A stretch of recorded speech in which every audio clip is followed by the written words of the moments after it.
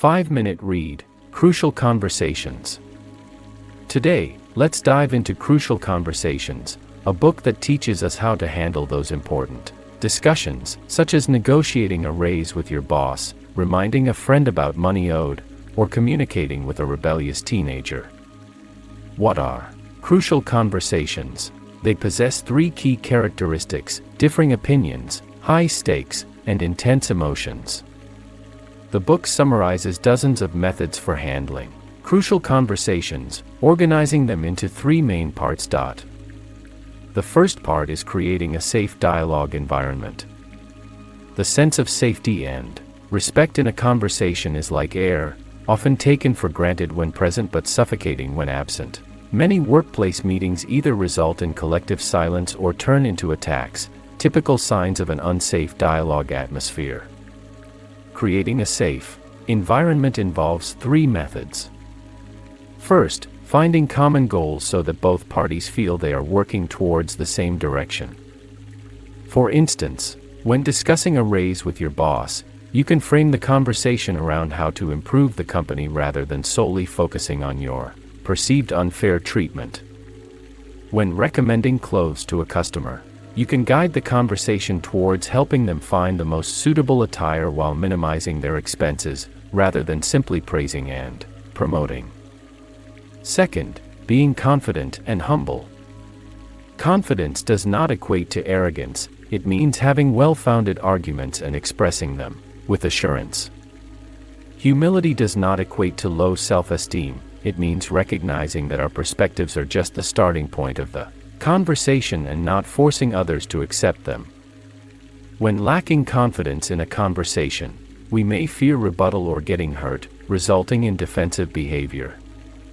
When discussing a raise with your boss, feeling deserving of higher pay is a source of confidence. If met with rejection, there is no need for a strong backlash. Instead, we can calmly and firmly express our stance.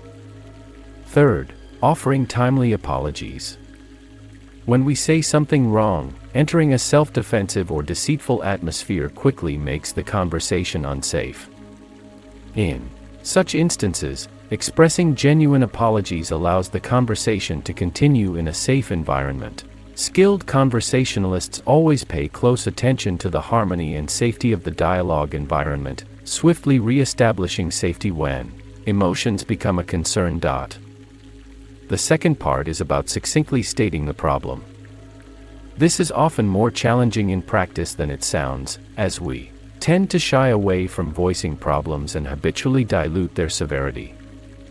However, when we use concise and clear language to highlight the problems we need to address, we generate a strong sense of responsibility, motivating us to immediately tackle the issues. Summarize the problem into a clear structure, maintaining logical clarity. When conversations veer off track, we need to promptly redirect them back to the key issues. For example, if I inquire about a raise with my boss, but they start discussing the company's financial pressures and the challenging market environment, the conversation has veered off into other territories. In such situations, we need to find ways to steer the conversation back to the original topic. The third part is about learning how to guide without dominating. The more crucial and important the conversation, the more difficult it is for us to respond correctly, and the more likely we are to trigger defensive reactions in others. 3 techniques can help eliminate defensiveness and resistance. First, express opinions based on facts.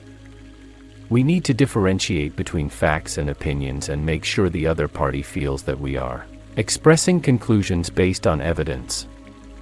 Our opinions are just that, opinions, and not necessarily facts.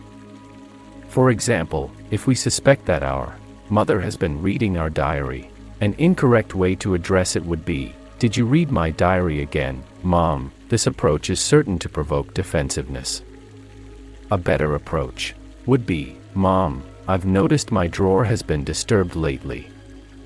Did you help me organize it? There's an important diary inside where I talk to myself. If you'd like to know, we can talk face to face, but could I handle that drawer myself in the future?" Second, sincerely inquire about the other person's perspective. We should encourage the expression of facts and opinions, seek to understand their feelings, and show acknowledgement to continue the conversation. After expressing our own concerns, we can add, "What are your thoughts on this matter?" If the other party acknowledges our effort and contribution to the company, but explains that due to poor performance in the market, they are facing pressure, we can respond with, "Indeed, the market environment is challenging, and both you and the company are under great pressure. However, I'm currently facing some difficulties in my personal life. If you could offer me some encouragement, I will strive to provide value to the company that far exceeds this issue. What do you think?" Third, embrace disagreement. When faced with differing viewpoints, the worst thing we can do is to continually explain ourselves. This often escalates into arguments or even shouting matches. We should not fear being challenged. In fact, we can encourage the expression of different viewpoints. After the other person expresses themselves, we can recap their viewpoints and then express our agreement or disagreement. If we don't understand what the other person has expressed, we can pause the conversation, ask them for specific examples, and listen attentively. Embracing disagreement also allows us to guide the other person to embrace our disagreements. In summary, this book teaches us how to handle crucial conversations. By creating a safe dialogue environment, succinctly stating the problem, and appropriately guiding the conversation, we can better navigate crucial conversations, avoiding conflict and misunderstandings, and achieving more effective communication and problem solving. This book is a valuable read for those wishing to enhance their communication skills and handle crucial conversations. It conveys important mindsets and techniques, helping us achieve better outcomes in a variety of crucial conversations. By studying and applying the principles and methods outlined in the book, we can build healthier and more harmonious relationships and achieve greater success in personal and professional development.